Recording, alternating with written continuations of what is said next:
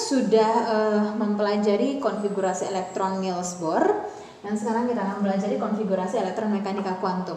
Nah, konfigurasi elektron mekanika kuantum ini didasari oleh teori elektron mekanika kuantum. Kita sudah pelajari kalau misalnya teori elektron mekanika kuantum ini sebenarnya dicetuskan oleh 3 orang, dan teori atom mekanika kuantum menjadi jawaban atas ketidaksempurnaan penelitian dari Niels Bohr.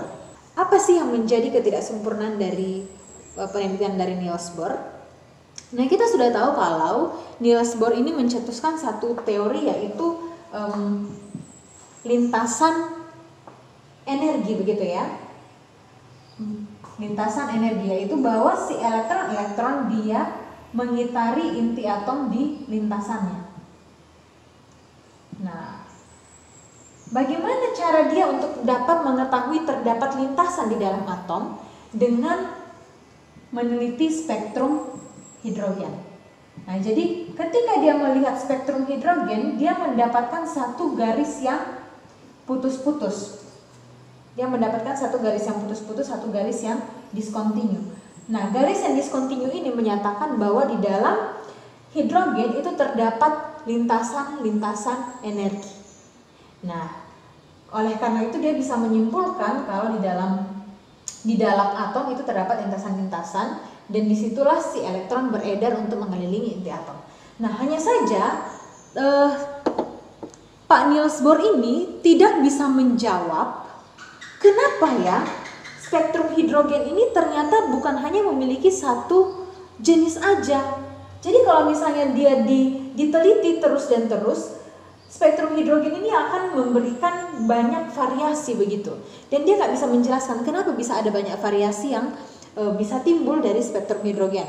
Kemudian pertanyaan lain lagi yang tidak bisa dijawab oleh Niels Bohr adalah bagaimana spektrum warna untuk atom-atom yang memiliki elektron banyak. Nah, itu dia masih belum bisa menjawab. Nah, jadi keberadaan teori atom mekanika kuantum itu bisa menjelaskan ketidaksempurnaan dari teori Niels Bohr ini.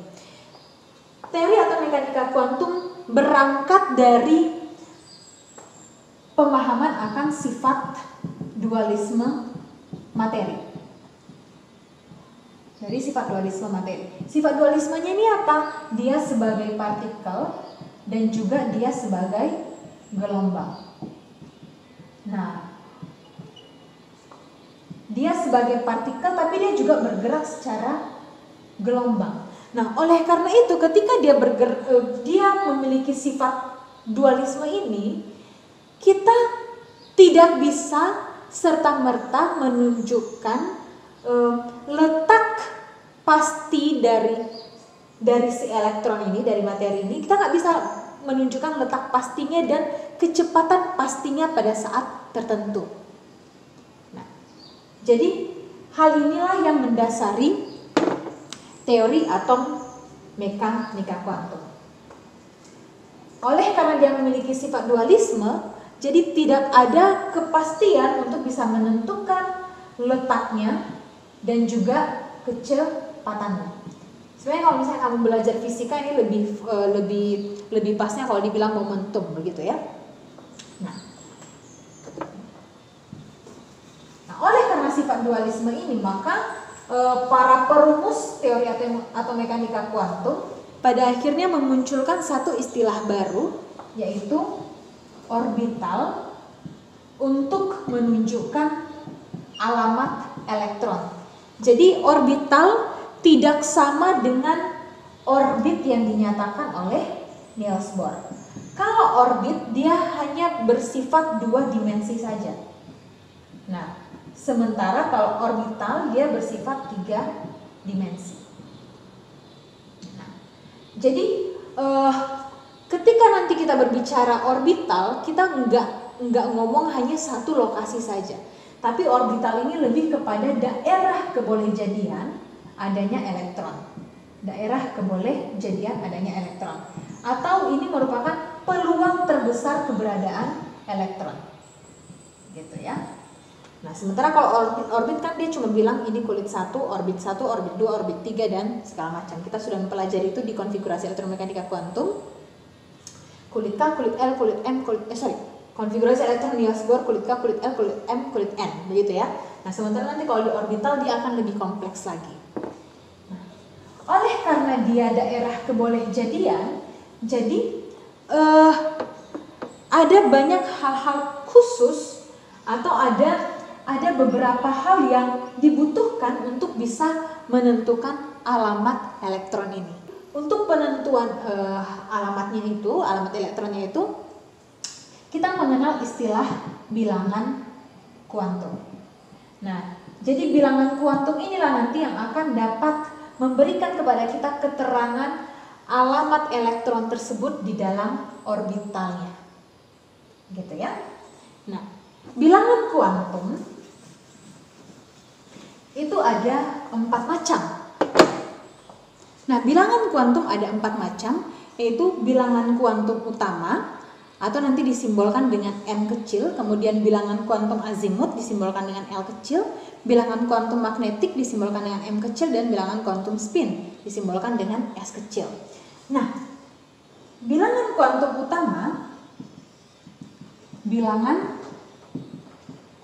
utama atau disimbolkan dengan N itu menunjukkan besarnya tingkatan energi suatu elektron dan juga mencirikan besar orbitalnya, begitu ya.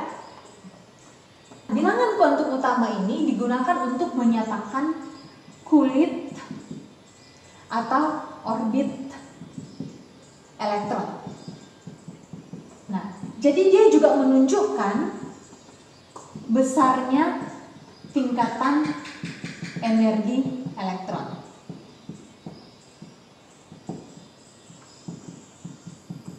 Serta menunjukkan besar ukuran suatu orbital.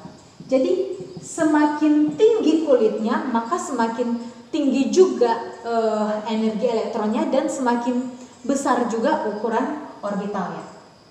Nah, kita fokus ke sini ya.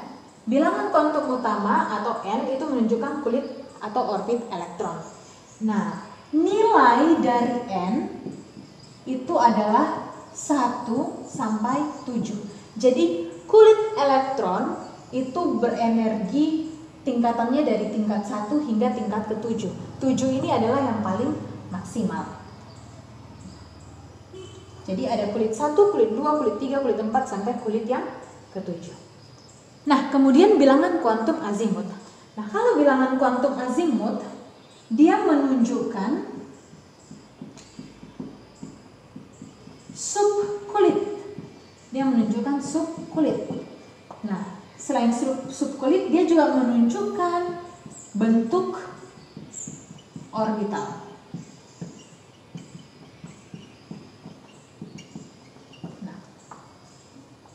Jadi, subkulit dan bentuk orbital. Bilangan kuantum azimut ini memiliki nilai L sama dengan 0 sampai dengan N kurang 1. Nah, jadi kalau misalnya nilai N itu adalah 1, maka L-nya adalah 0 sampai 1 kurang 1. N kurang 1, berarti 0 sampai dengan 0. Berarti hanya ada 1 subkulit. Gitu ya, hanya ada 0. Nah, sementara kalau misalnya N-nya 2, maka L-nya adalah 0, kemudian 0 hingga N kurang 1. Berarti N kurang 1, 2 kurang 1 adalah 1. Berarti 0 dan 1. Nah, kalau misalnya dia N-nya 3, dia di kulit ketiga, maka subkulit di kulit ketiga itu ada nilainya adalah 0, 1, dan 2. Nah, kalau misalnya dia di kulit keempat, maka kulit keempat ini memiliki subkulit 0, 1, 2, dan 3. Nah, kemudian kalau misalnya dia di kulit kelima, maka dia memiliki nilai dari azimut adalah 0, 1, 2, dan 3.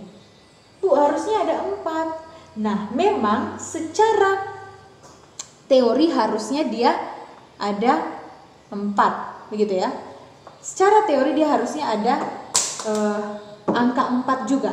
Nah, hanya saja hingga sejauh ini tingkat energi subkulit yang paling tinggi ditemukan adalah 3. Begitu. Nah, ini yang merupakan nilai L-nya. Tadi kan kita juga sudah belajar. Tadi juga sudah sempat kita katakan bahwa azimut ini juga menunjukkan bentuk orbitalnya. Nah, jadi bentuk orbital itu ada 4 berdasarkan nilai azimut ini, yaitu ada 0, 1, 2, dan 3. Berarti bentuk orbitalnya ada 4 jenis. Nah, bentuknya ini kita sebut sebagai kita berikan simbol S, P, D, dan F. S ini sharp, P ini principal, D ini apa ya si D ini ya?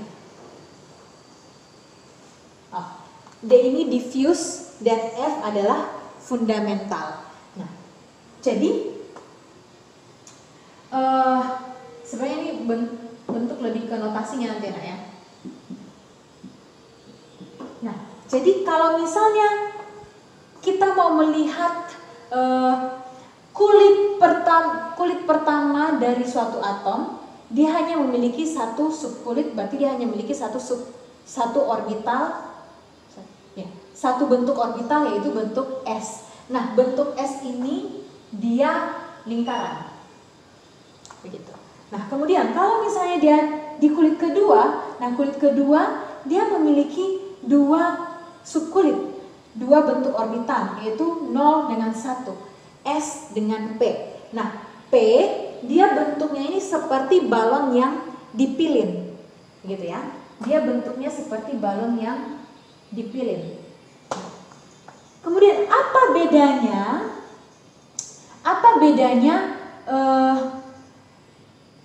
orbital S yang di kulit 1 dengan orbital S yang di kulit 2? Nah, bedanya adalah tingkat energinya. Tadi kita sudah belajar bahwa N itu menunjukkan tingkat energi dan juga menunjukkan besar orbital. Jadi perbedaan orbital S yang di kulit 1 dengan orbital S yang di kulit 2 adalah besarnya. Jadi kalau misalnya di kulit 1 dia besarnya seperti ini, maka di kulit 2 dia besarnya akan seperti ini. Begitu ya.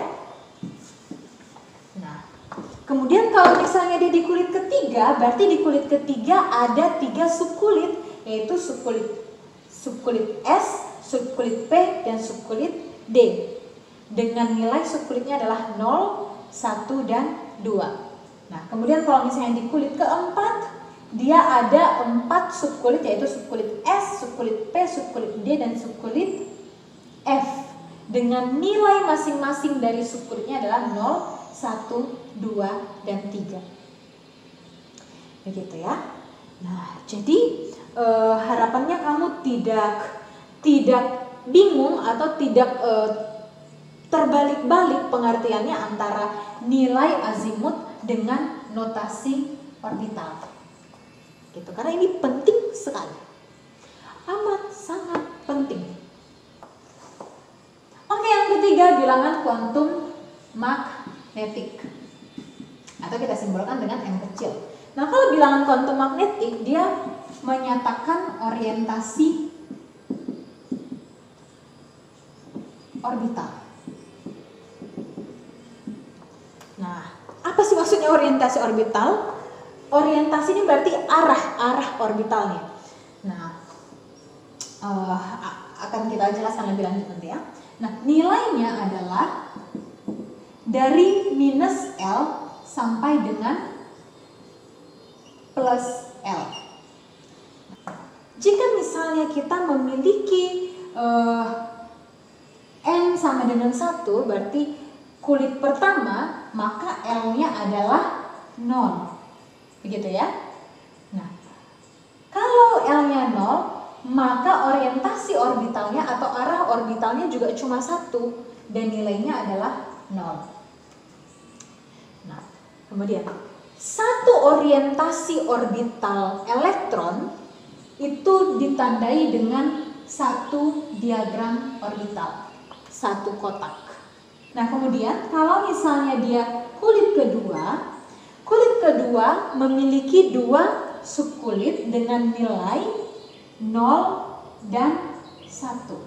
Nah, kalau dia 0 dengan 1, maka orientasi orbitalnya kita harus kerjakan satu-satu karena ada dua subkulit ya, ada dua orbital kan, ada dua bentuk orbital kan, ada bentuk orbital 0 yaitu S dan bentuk orbital 1 yaitu P. Maka kita kerjakan satu-satu. Untuk yang S, orientasi orbitalnya hanya 1 yaitu 0. Kemudian untuk yang P, orientasi orbitalnya adalah dari -1, -L, kemudian 0 dan +1. Karena di 0 hanya 1 orientasi orbitalnya, maka diagram orbitalnya juga 1. Kemudian karena di P ada 3 nilai kuantum magnetiknya -1, 0, dan +1, maka diagram orbitalnya pun kita tandai dengan 3 kotak. Nah, hal ini yang menunjukkan ruangan-ruangan orbital elektron, diagram orbital. Nah, apa maksudnya orientasi orbital? Jadi seperti ini. Kalau misalnya yang 0 ini yang hanya 1 bilangan kuantum magnetik, dia tidak memiliki orientasi orbital yang macam-macam, berarti cuma 1 doang, hanya 1 arah. Nah, sementara yang 3 ini itu berarti dia memiliki 3 arah orbital. Nah, tadi kan sudah saya katakan kalau bentuk dari P ini seperti balon yang dipilin, gitu ya, seperti balon yang dipilin. Jadi seperti begini, balon 1, balon 2 digabungin, gitu. Nah, bentuk orbital P itu seperti itu, balon yang dipilin. Apa maksudnya orientasinya? Orientasi itu berarti arahnya dia di dalam sumbu kartesius. Sumbu itu dia memiliki 3, diagram kartesius dia memiliki 3 arah ya, 3 sumbu ya. Ada yang Y, kemudian X, dan juga Z. Nah, jadi yang dimaksud dengan orientasi orbital adalah masing-masing diagram orbital ini dia memiliki arah yang berbeda-beda. Ada yang berarah di sumbu Y, ada yang berarah di sumbu X, dan ada juga yang terarah di sumbu Z. Seperti itu. Itu namanya orientasi orbital. Nah, kita lanjutkan ke sini. Kalau misalnya dia N-nya 3, maka nilai L-nya itu ada 0, 1, dan 2. Nah, kalau dia 0, 1, dan 2, berarti bilangan kuantum magnetik untuk yang 0 itu hanya 0, hanya 1 orientasi. Kemudian untuk yang 1 dia ada -1, 0, dan +1. Kemudian untuk yang 2 dia memiliki 5 orientasi yaitu -2, -1, 0, +1, dan +2. Diagram orbitalnya 1, diagram orbitalnya 3, kemudian diagram orbitalnya ada 5. Nah, seperti itu selanjutnya. Demikian pula kalau misalnya dia memiliki kulit keempat, berarti dia memiliki 4 bilangan kuantum azimut, maka untuk bilangan kuantum magnetiknya pun kita melihat dari masing-masing bilangan kuantum azimut ini. Hal yang penting yang harus kita ingat adalah dalam satu diagram orbital itu hanya bisa diisi oleh maksimal 2 elektron. Hanya maksimal 2 elektron. Oleh karena itu kita bisa menghitung jumlah maksimal elektron dalam setiap orbital. Tadi kita sudah belajar ya, orbital itu kan, bentuk orbital itu kan dinyatakan oleh L. Dan L tadi nilai-nilainya adalah 0, 1, 2, dan 3 yang maksimal. Kemudian notasinya tadi atau bentuknya tadi ada yang sharp, ada yang principal, ada yang diffuse, dan ada yang fundamental. Nah, ketika dia sharp, maka dia punya orientasi itu hanya satu, yaitu nilainya 0. Sementara kalau misalnya dia yang principal, yang P, dia memiliki orientasi itu 3, yaitu -1, 0, dan +1. Kemudian ketika dia diffuse, dia yang 2, dia memiliki 5 orientasi orbital, yaitu -2, -1, 0, +1, dan +2. Nah, kalau misalnya dia yang fundamental, karena dia 3, berarti dia memiliki 7 orientasi orbital, yaitu -3, -2, -1, 0, +1, +2, dan +3. Nah, jadi oleh karena seperti ini, maka kita coba tentukan jumlah maksimal elektronnya ya. Supaya kita lebih mudah, kita bikin dulu diagram orbitalnya. Diagram orbital. Kalau dia subkulit S, karena orientasinya hanya 1, maka diagram orbitalnya hanya 1 kotak. Kalau dia subkulit P, orientasi orbitalnya ada 3, maka dia punya kotak itu ada 3. Kemudian kalau misalnya dia diffuse, dia memiliki 5 orientasi orbital, maka ruangannya juga ada 5. 1, 2, 3, 4, 5. Nah, kalau dia fundamental, karena 7 orientasi orbitalnya, maka ruangannya pun 7. 1, 2, 3, 4, 5, 6, 7. Maka sekarang yuk kita tentukan jumlah maksimal elektronnya. Maka jumlah maksimal elektronnya adalah, karena di sini hanya 1 kotak dan 1 kotak ini maksimal 2 elektron, berarti jumlah maksimal elektron di dalam subkulit S itu adalah 2. Kemudian di subkulit P, karena ada 3 diagram orbital dan masing-masing ini diisi 2, 2, 2, 2, maka kita bisa simpulkan bahwa jumlah maksimal elektron dalam subkulit P itu ada 6. Kemudian di dalam subkulit D itu ada 10. Dan di dalam subkulit F itu ada 14 jumlah maksimal elektron. Hal ini sangat penting, jadi harapannya kamu bisa ingat dan tolong catat di buku catatannya. Oke, yang terakhir bilangan quantum spin. Bilangan quantum spin ini menyatakan arah putar elektron. Nah, jadi prinsip dari arah pergerakan elektron. Jadi prinsip dari arah pergerakan elektron ini adalah harus saling berlawanan. Nah, kan tadi kita tahu ya bahwa di dalam satu diagram orbital ini ada 2 elektron, maksimal 2 elektron. Nah, 2 elektron ini mereka tidak boleh berjalan searah. Kenapa? Karena kan mereka sama-sama memiliki muatan yang minus, yang mana kita tahu yang sejenis, muatan yang sejenis itu memiliki sifat itu memiliki sifat saling bertolakan.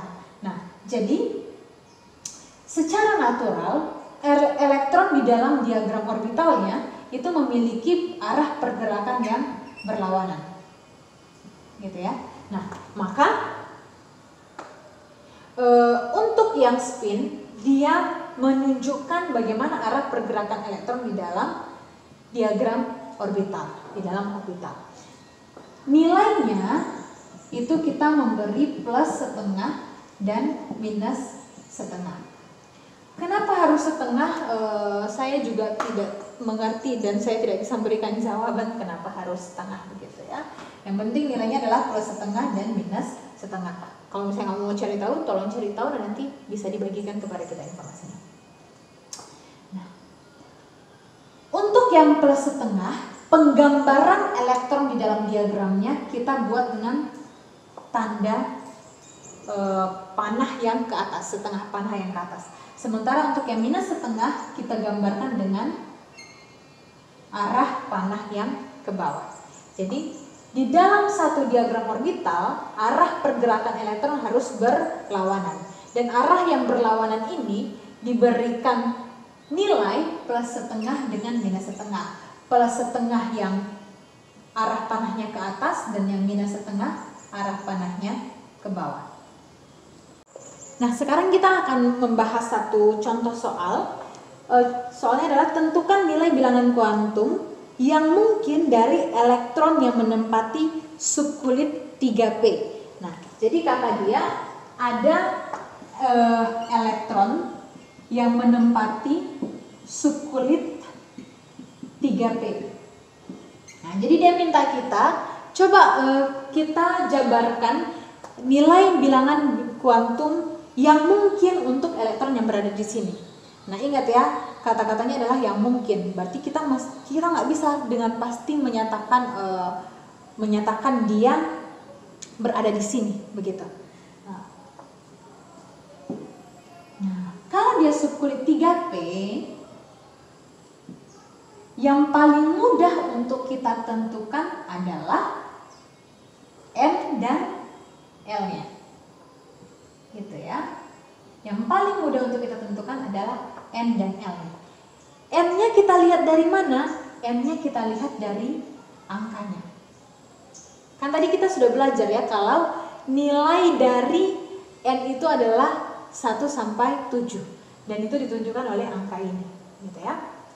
Jadi N itu adalah angkanya, berarti dia berada di kulit ketiga. Elektron itu berarti memiliki bilangan kuantum utama 3. Kemudian L-nya kita lihat dari mana? Kita lihat dari notasinya. Karena satu-satunya bilangan kuantum yang menunjukkan notasi orbital itu adalah L. Kalau notasinya adalah P, maka nilai dari L-nya adalah 1. Ingat tadi L itu ada 0, 1, 2, dan 3. Notasinya adalah S, P, D, dan F. Jadi kalau misalnya dia P, berarti nilainya adalah 1. Nah, kalau nilainya 1, maka magnetiknya itu ada minus 1, 0, dengan plus 1. Nah, kalau misalnya magnetiknya ada minus 1, 0, dan plus 1, yang masing-masing ini ditandai dengan satu kotak diagram orbital, maka untuk yang S-nya di diagram orbital minus 1 itu terdapat plus setengah dengan minus setengah. Kemudian di sini ada plus setengah dan ada minus setengah. Di sini juga ada plus setengah dan minus setengah. Jadi kalau ditanyakan berapa kemungkinan bilangan kuantum untuk elektron yang berada di subkulit 3p, itu ada 1, 2, 3, 4, 5, 6. Gitu ya. Jadi kemungkinan yang pertama adalah kulit ketiga, L-nya 1, M-nya minus 1, S-nya plus setengah. Kemungkinan kedua, N-nya 3, L-nya 1, M-nya minus 1, S-nya minus setengah. Kemungkinan ketiga, M-nya 3, L-nya 1, M-nya 0, S-nya plus setengah, dan demikian seterusnya.